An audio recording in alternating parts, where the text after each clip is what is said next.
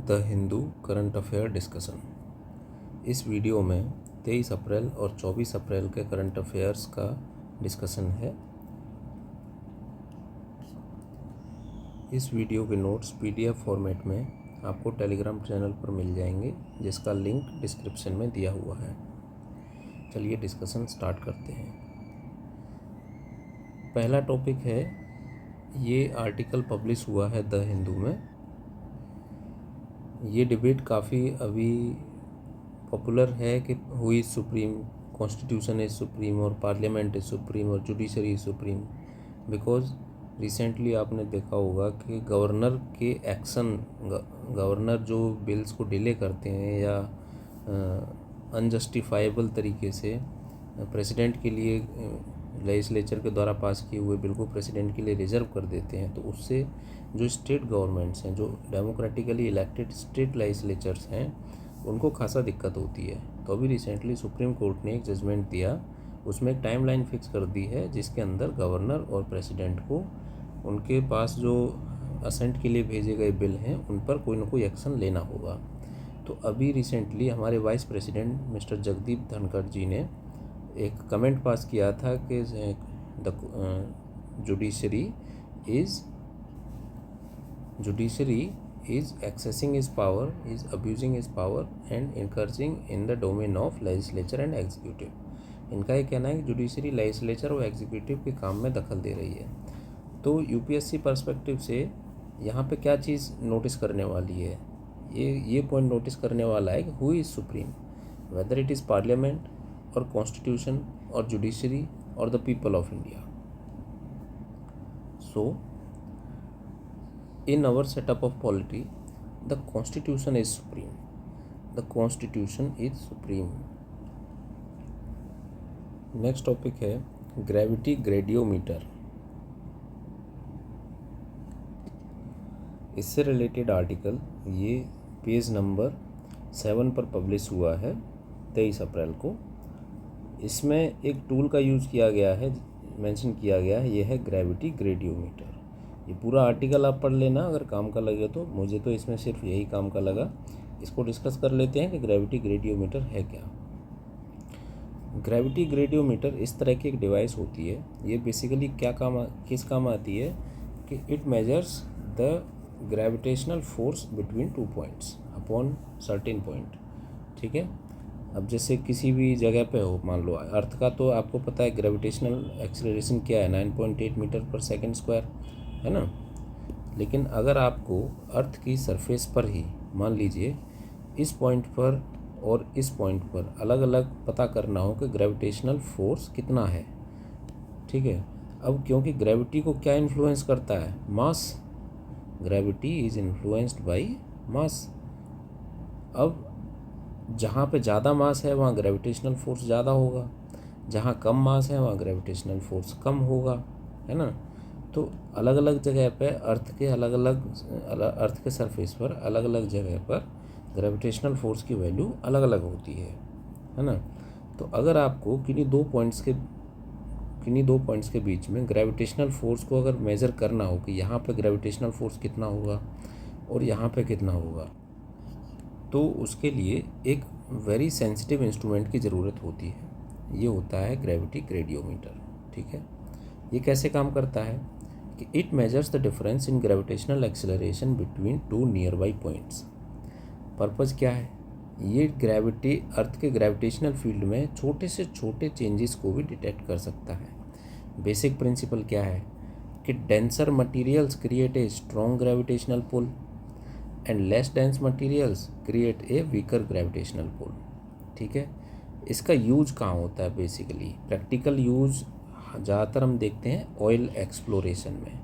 अब क्योंकि हाइड्रोकार्बन्स जो होते हैं they are less dense compare to rocks, तो ग्रेविटी ग्रेडियोमीटर से चेक किया जाता है। अब मान लीजिए कि आपको अगर लग रहा है कि इस सरफेस पर, इसके नीचे हो सकता है बहुत सारा हाइड्रोकार्बन या क्रूड ऑयल टाइप का कुछ फॉसिल फ्यूल हो, ठीक है। तो यहाँ आप कैसे पता लगाओगे, एक्सप्लोरेशन का पहले प्राइमा फेसी जो सर्वेलेंस होती है एक्सप्लोरेशन के लिए, वो किया जाता है ग्रेविटी ग्रेडियोमीटर से। यहाँ पर इसको यूज किया जाता है अब मान लीजिए कि ये 3-4 प्लेसेस पर यहाँ से रीडिंग ली गई। अब अगर यहाँ पे ग्रेविटेशनल फोर्स ज़्यादा है, यहाँ ज़्यादा है, यहाँ ज़्यादा है, यहाँ ज़्यादा है, अगर यहाँ पे ग्रेविटेशनल फोर्स कम है, ठीक है, और स्लोप इस सरफेस का सेम है, तो इससे ये पता लगाया जा सकता है कि इस बात के चांसेस ज़्यादा होंगे कि इस जगह पर हाइड्रोकार्बन्स अवेलेबल हो सकते हैं। ठीक है, तो ये क्योंकि हाइड्रोकार्बन्स के लिए फॉसिल फ्यूल की डिस्कवरी के लिए यूज होता है ये, तो इसलिए ये इम्पोर्टेंट हो जाता है। ऐसा नहीं है कि सिर्फ हाइड्रोकार्बन की डिस्कवरी के लिए यूज होता है, ये स्पेस में भी इसको हम यूज करते हैं to measure effect of certain objects upon the gravitational field. Okay, तो ये आप पढ़ लीजिएगा, हाउ इट डिटेक्ट्स, वो मैंने एक्सप्लेन कर दिया है। अगला आर्टिकल है a move that endangers the right to vote. अब ये आर्टिकल बात करता है कनेक्टिंग और linking Aadhaar card with voter ID, compulsory linking of Aadhaar card with voter ID. इसके क्या पॉजिटिव एंड नेगेटिव इफ़ेक्ट्स होंगे उसके ऊपर ये आर्टिकल बात करता है। पूरा आर्टिकल को डिस्कस करने की ज़रूरत नहीं है, इसमें जो इम्पोर्टेंट पॉइंट्स हैं वो हम डिस्कस कर लेते हैं from the perspective of exam. सबसे पहले तो देखिए, आधार कार्ड को अगर हम मैंडेटरी कर देंगे वोटर आईडी से लिंक करने के लिए, तो उसके कुछ तो फ़ायदे होंगे, इसीलिए इलेक्शन कमीशन कह रहा है, इतना जोर डाल रहा है। ठीक है, तो फ़ायदे देख लेते हैं क्या है। सबसे पहला तो ये है कि इट विल कर्ब डुप्लीकेट और मल्टीपल वोटर आईडीज़। जब जैसे एक ही पर्सन के नाम पर 2 से 3, एक से अधिक वोटर आईडी इशू हो जाती है। मान लीजिए कोई किसी पर्सन के नाम पर यूपी में भी वोटर आईडी है, उसके नाम पर दिल्ली में भी वोटर आईडी है, उसके नाम पर किसी और स्टेट में भी वोटर आईडी है, तो एक तरीके से पर्सन एक ही है लेकिन वोट कितने हो गए, मल्टीपल। तो इससे क्या होता है कि हो सकता है कि इन वोट्स का यूज कोई भी पार्टी अपने लिए एक अनफेयर एडवांटेज के लिए यूज कर ले, कि वो किसी स्टेट में उसके मेंबर्स जो हैं पार्टी के वो यूपी में भी हैं और सेम पार्टी के मेंबर्स दिल्ली में भी रजिस्टर्ड हैं, तो जब यूपी में इलेक्शन हो तो यूपी में वोट डाल दें और जब दिल्ली में इलेक्शन हो तो दिल्ली में वोट डाल दें। तो एक तरीके से अनफेयर इलेक्शन प्रैक्टिस है ये, और डेमोक्रेसी के लिए बिल्कुल भी अच्छा नहीं है। तो इसको रोकने के लिए, मल्टीपल वोटर आईडीज़ को कर्व करने के लिए ये हेल्प कर सकता है। It will improve electoral integrity. How? It strengthens transparency आएगी ऑब्वियसली, क्योंकि आप इजीली वेरीफाई कर पाओगे कि वोटर आईडी जो वो पर्सन वोट डालने आया है वो फेक तो नहीं है, कहीं वो वोटर आईडी फेक तो नहीं है। It aligns with the principle of 1 person 1 vote obviously, because it eliminates multiple voter IDs. ठीक है। Ease of verification of voters, yes we discussed.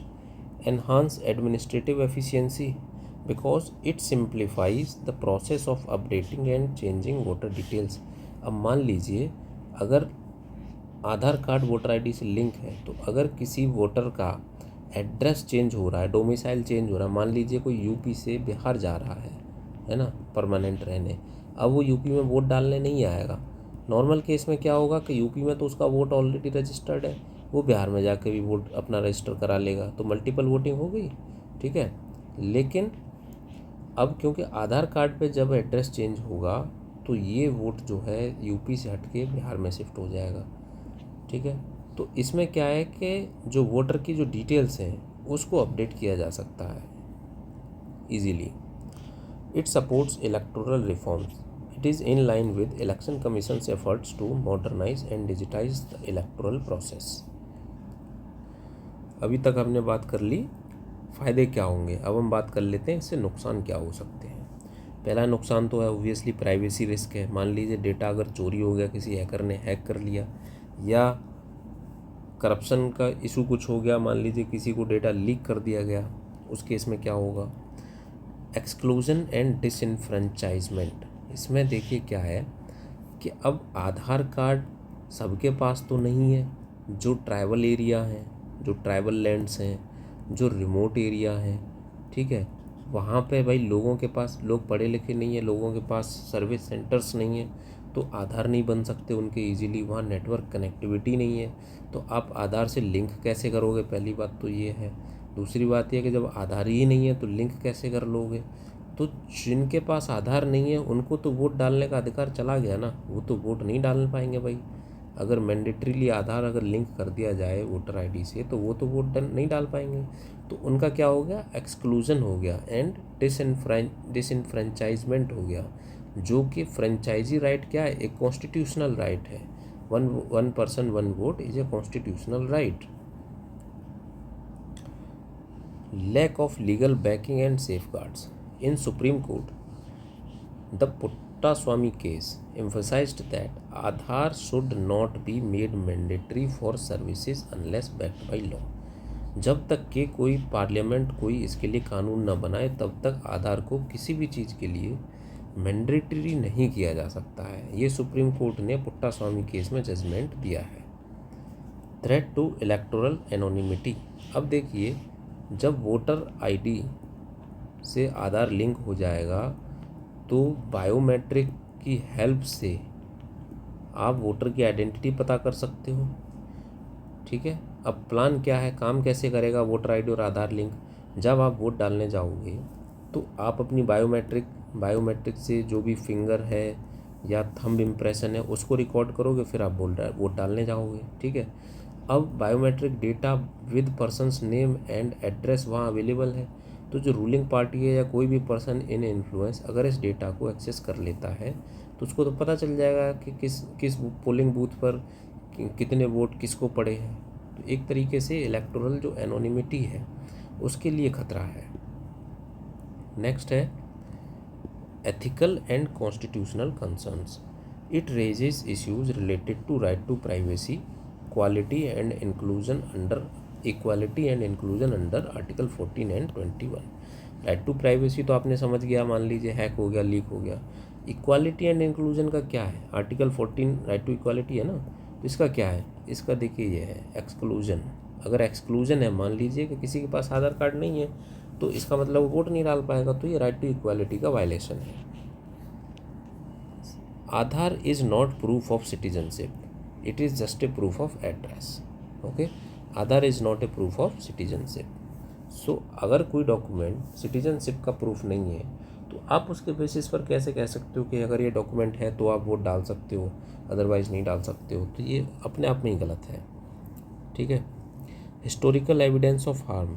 In 2015 Aadhaar based voter roll cleansing in Telangana and Andhra Pradesh led to 55 lakh wrongful deletions from the electoral roll later state by Supreme Court. मतलब 2015 में ऐसा हो चुका है कि Aadhaar data के बेसिस पर तेलंगाना और आंध्र प्रदेश में गलती से या गलत तरीके से 55 लाख वोटर्स को वोटर लिस्ट से हटा दिया गया था। ठीक है, तो ये एक बड़ा नुकसान है। Risk of surveillance and profiling, जैसा कि हमने यहाँ ये डिस्कस किया। ठीक है, ये इलेक्टोरल एनोनिमिटी का problem. Compromising electoral integrity. The UIDAI, being an executive controlled statutory body, should not be entrusted with electoral data, a function of the constitutionally independent ECI। अब देखिए, इलेक्शन कमीशन क्या constitutionally independent है, इसके ऊपर कोई कितना भी फोर्स बनाए, कितना भी प्रेशर बनाए, ये वोटर्स का डेटा किसी को शेयर करने के लिए बाध्य नहीं है। लेकिन UIDAI क्या है, यही तो आधार का डेटा स्टोर करती है, UIDAI। अब ये क्योंकि एग्जीक्यूटिवली कंट्रोल्ड बॉडी है, ठीक है, इसके ऊपर गवर्नमेंट थोड़ा सा प्रेशर बनाएगी, गवर्नमेंट चाहेगी तो इससे सारा जो इलेक्टोरल डेटा है वो रिट्रीव कर लेगी, तो उनको पता चल जाएगा रूलिंग गवर्नमेंट को कि कहाँ से कितनी वोटिंग हुई है, कैसी हुई है। Unreliable database. CAG ने 2022 में ऑडिट के दौरान ये पाया कि आधार डेटा के स्टोरेज में सीरियस एरर्स हैं, आधार डेटा में सीरियस एरर्स हैं, including duplicate and false entries. मतलब एक आदमी के नाम पर दो आधार बने हुए हैं अलग अलग नाम से, है ना। तो इस तरीके की रिपोर्ट्स CAG ने 2022 में दी थी। तो ये प्रोज एंड कॉन्स थे। नेक्स्ट टॉपिक है इंडिया एंड द आर्कटिक। ये आर्टिकल पब्लिश हुआ है, ये 23 अप्रैल को आर्टिकल है, exploring India's potential in the Arctic reason. तो इसमें से जो की पॉइंट्स हैं वो मैं आपके लिए डिस्कस कर लेता हूँ यहाँ पर। यूपीएससी पर्सपेक्टिव से इस आर्टिकल को हम कैसे देखेंगे?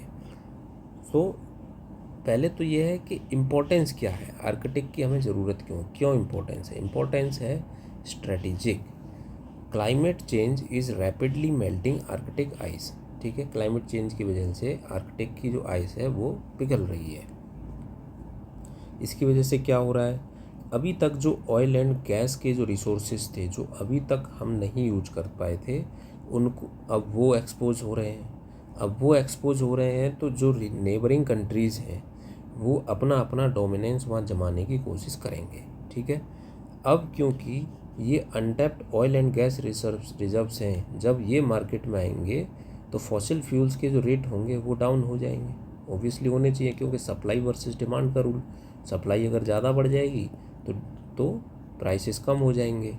अब क्योंकि यहाँ रसिया और जो आर्कटिक कंट्रीज़ हैं, आर्कटिक सर्कल के जो कंट्रीज़ हैं, उनमें कार्टेलाइजेशन नहीं है, अनलाइक जो गल्फ़ कंट्रीज़ हैं। गल्फ़ कंट्रीज़ में तो कार्टेलाइजेशन है, वो उनका एक कार्टेल है, वो एक लिमिट से नीचे क्रूड प्राइस को डाउन नहीं होने देते।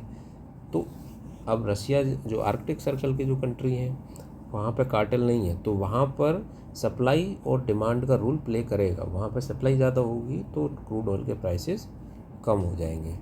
तो ये एक स्ट्रेटेजिक इम्पोर्टेंस है। Further it will open up new trade routes like northern sea route. ठीक है, बर्फ़ पिघलेगी तो नए ट्रेड रूट भी खुलेंगे। Unlike Antarctica, Arctic lacks a demilitarized legal framework. It is governed by UN clause, United Nations Convention on the Law of Sea, allowing territorial claims and military presence leading to rising competition. देखिए, Antarctica के लिए तो Antarctica treaty है ही, उसको वो govern करती है, लेकिन आर्कटिक के लिए कोई ऐसी ट्रीटी नहीं है। ये आर्कटिक किसके अंडर गवर्न होता है? UNCLOS के under. The Arctic Council and territorial claims. Arctic Council के मेंबर कौन से हैं? Canada, Denmark, Finland, Iceland, Norway, Russia, Sweden and United States. अब ये कंट्रीज़ तो यहाँ के रिसोर्सेज को एक्सप्लॉइट कर सकते हैं within their exclusive economic zones. ठीक है, UNCLOS allows Arctic nations to claim extended continental shelves causing overlaps in claims especially among Canada, Denmark and Russia. अब इनका क्या है ना कि ये एक्सक्लूसिव इकोनॉमिक जोन जो है और जो एक्सटेंडेड कॉन्टिनेंटल सेल्व्स है, अब देखिए कोई भी कॉन्टिनेंट, मान लीजिए ये सी है और ये कॉन्टिनेंट है, तो ये क्या होगी ना, ये कॉन्टिनेंटल सेल्व होगी जो लैंड एरिया होगा, जो सी के अंडर शैलो वाटर में जो सबमर्ज्ड है, ये कॉन्टिनेंटल सेल्व होगी। तो यहाँ पे क्या है, काफ़ी रिसोर्सेज होते हैं इंक्लूडिंग फॉसिल फ्यूल भी होता है, और क्या हो सकता है, पॉलीमेटालिक नोड्यूल्स हो सकते हैं। पॉलीमेटालिक नोड्यूल्स ये क्या होते हैं कि मिनरल रिसोर्सेज होते हैं, जैसे मेटल्स के रिसोर्सेज मेनली। ठीक है, तो ये कंट्रीज़ को क्या है कि राइट है अंडर UNCLOS कि ये अपनी एक्सटेंडेड जो कॉन्टिनेंटल सेल्व है इसको एक्सप्लोर कर सकते हैं और एक्सप्लॉइट कर सकते हैं। अब इन कंट्रीज़ के बीच में जो एरिया है इसका, ये ओवरलैप होता है काफ़ी। इसके चलते क्या है, अभी तक तो ये पूरा जमा हुआ था, पूरा आइस पैक्ड रीजन था, है ना, आइस पैक्ड रीजन था, तो ये एक्सप्लोर एंड एक्सप्लॉइटेशन नहीं कर पाते थे। अब लेकिन यहाँ पे जब एक्सेस ईजी हो जाएगा तो ये सभी चाहेंगे कि थोड़ा थोड़ा हम अर्निंग कर लें, थोड़ा पैसा हम कमा लें, थोड़ा रिसोर्स हम यूज कर लें, है ना। तो इससे क्या होगा कि ये कन्फ्लिक्ट जोन यहाँ क्रिएट हो जाएगा। अब इंडिया के इन सभी कंट्रीज़ के साथ रिलेशन अच्छे हैं, जब इन तीनों के बीच में लड़ाई होगी या इनके सबके बीच में झगड़ा होगा तो इंडिया के ऊपर ओब्वियसली प्रेशर आएगा कि आप किसकी साइड लोगे। US कहेगा हमारी साइड आ जाओ और रसिया कहेगा हमारी साइड आ जाओ। तो ये एक चैलेंज होता है फॉरेन पॉलिसी के लिए।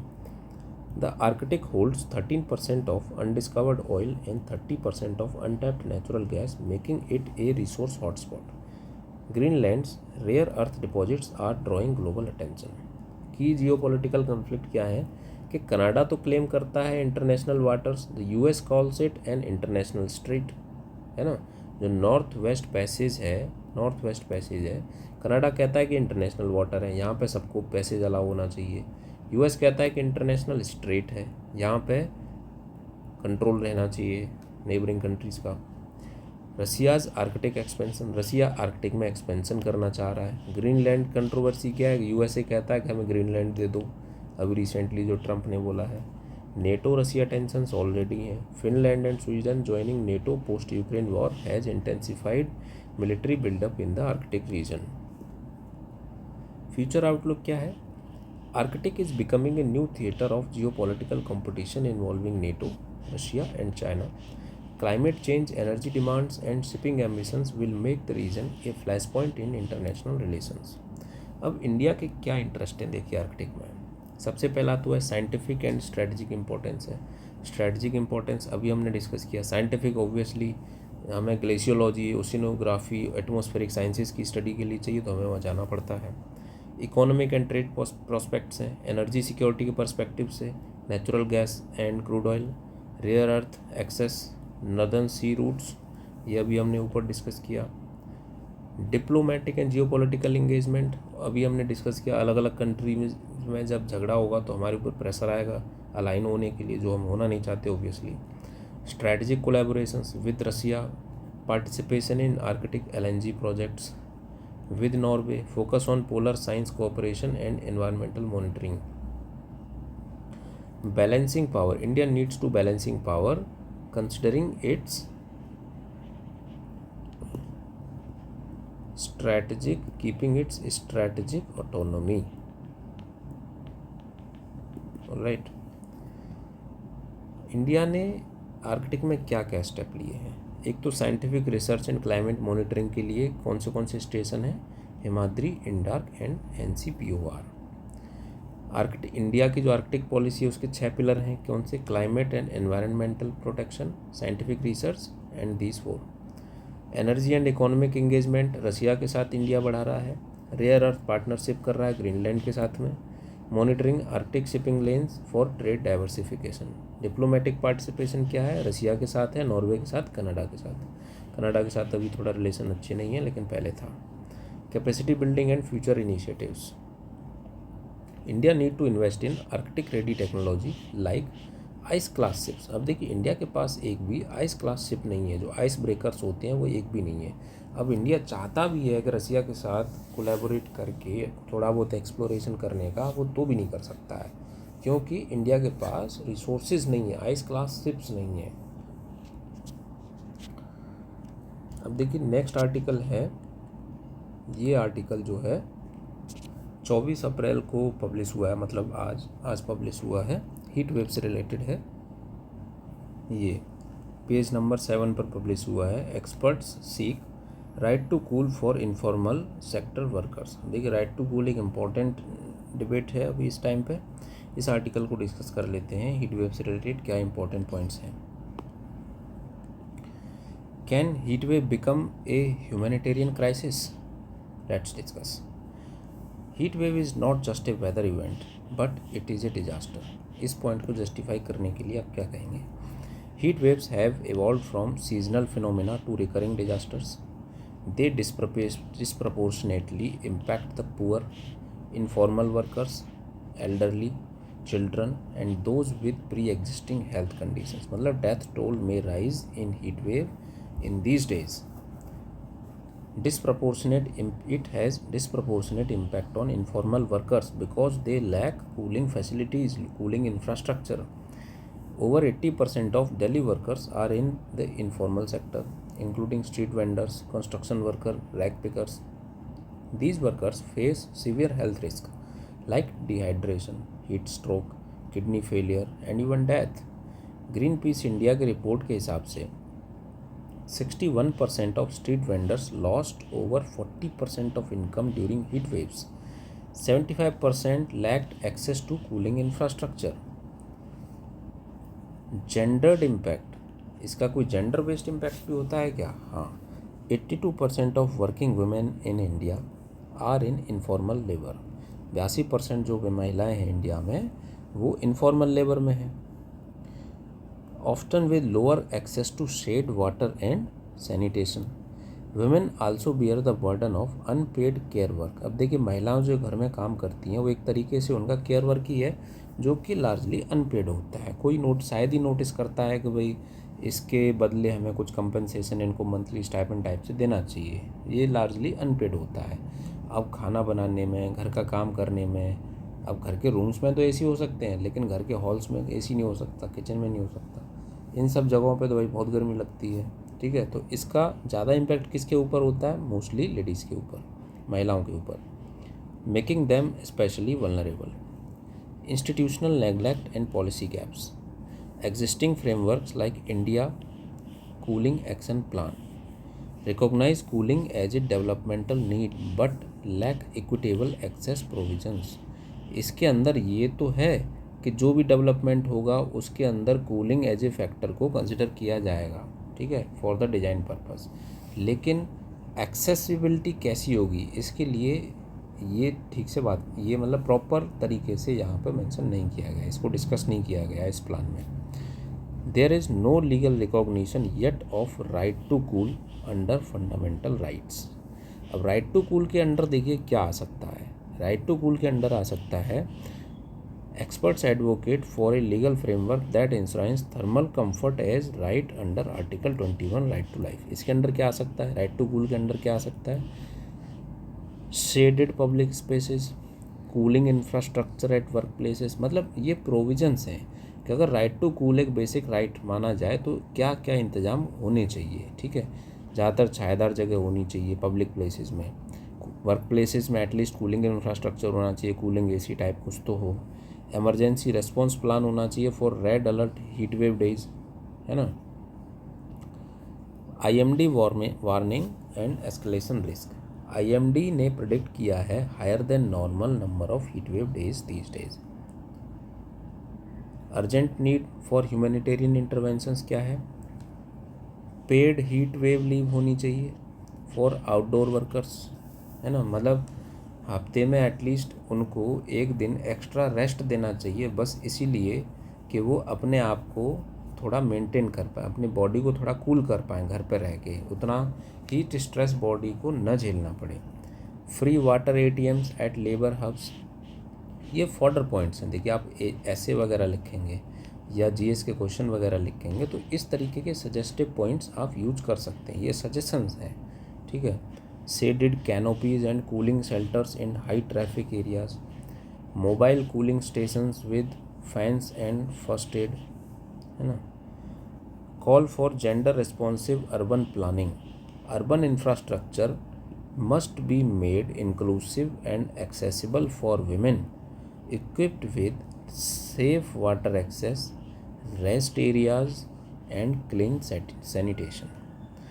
लॉन्ग टर्म स्ट्रेटजी क्या होनी चाहिए? अर्बन प्लानिंग में ध्यान रखना चाहिए हीट वेव इम्पैक्ट्स का। हेल्थ पॉलिसी को हमें इंटीग्रेट करना चाहिए towards sensitisation for heat wave. And labour laws में हमें अमेंडमेंट्स करने चाहिए। लेबर लॉज में ये इंक्लूड करना चाहिए कि पेड हीट वेव लीव्स हों, प्लस कूलिंग इंफ्रास्ट्रक्चर मैंडेटरी होना चाहिए वर्क प्लेसेस पे, है ना। अब देखिए ये जो टॉपिक्स हैं, ये वाले टॉपिक्स, ये गोल्ड से रिलेटेड है। अभी रिसेंटली आपने देखा होगा कि गोल्ड का जो रेट है वो 1 लाख से ऊपर क्रॉस कर गया पर 10 ग्राम। इससे रिलेटेड रिसेंटली आज के अखबार में एक आर्टिकल पब्लिश हुआ है, gold prices cool from record high but is the rally just getting started. अब इसमें जो पॉइंट्स हैं उनसे रिलेटेड मुझे लगा कि ऐसे बताने से बेहतर है कि क्वेश्चन आंसर फॉर्मेट में बताया जाए, इकोनॉमीज मैक्रो इकोनॉमिक मेजर्स से लिंक करते हुए, जिससे कि प्रीलिम्स के पर्सपेक्टिव से आपको एक आइडिया लगे कि इस तरीके के क्वेश्चन भी पूछे जा सकते हैं। अब देखिए पहला क्वेश्चन है, consider the following statements with reference to gold and economy. Gold is considered a hedge against inflation. Is this statement correct? Yes. Justification क्या है? Statement 1 is correct because gold is a basic hedge against inflation because it retains purchasing power when fiat currencies lose value. अब मान लीजिए dollar की अगर value अभी 82-83 रुपये कुछ है ना, अगर इससे घट के डॉलर की वैल्यू 60 रुपये रह जाती है तो अमेरिका की जो इकोनॉमी उसको तो घाटा हो गया, है ना। लेकिन अगर अमेरिका के पास गोल्ड रिजर्व्स हैं तो गोल्ड की वैल्यू तो नहीं डाउन होगी, वो तो मार्केट में डिमांड और सप्लाई के हिसाब से चलती है, तो वो गोल्ड को सेल करके डॉलर की वैल्यू को स्टेबलाइज कर सकते हैं। Gold prices generally fall when real interest rates are negative. This statement is incorrect. Justification यहाँ पे है, real interest rates equal to nominal interest rates minus inflation. When real interest rates are negative, real interest rate negative कब होंगे? जब inflation ज़्यादा होगी, है ना, जब इन्फ्लेशन ज़्यादा होगी। Holding gold becomes more attractive. जब इन्फ्लेशन ज़्यादा होगी तो उस समय क्या होता है कि इन्वेस्टमेंट जो होता है फाइनेंशियल सेक्टर्स में, उससे रिटर्न कम मिलता है, तो सेफ चॉइस हो जाती है इन्वेस्टर्स के लिए कि गोल्ड में इन्वेस्ट किया जाए, क्योंकि गोल्ड की वैल्यू तो समय के साथ में बढ़ती रहती है। Okay, central bank purchases of gold tend to increase its global price. Yes भाई, गोल्ड की डिमांड जैसे जहाँ भी बढ़ेगी उससे ग्लोबल प्राइस गोल्ड का बढ़ेगा ही बढ़ेगा। ऐसे ये 2 क्वेश्चन और हैं, इनको भी आप देख लीजिएगा। Justification are easy to understand, self explanatory हैं, ठीक है। See you in the next video. Thank you. Please like, subscribe and share this video. See you in the next video. Thank you.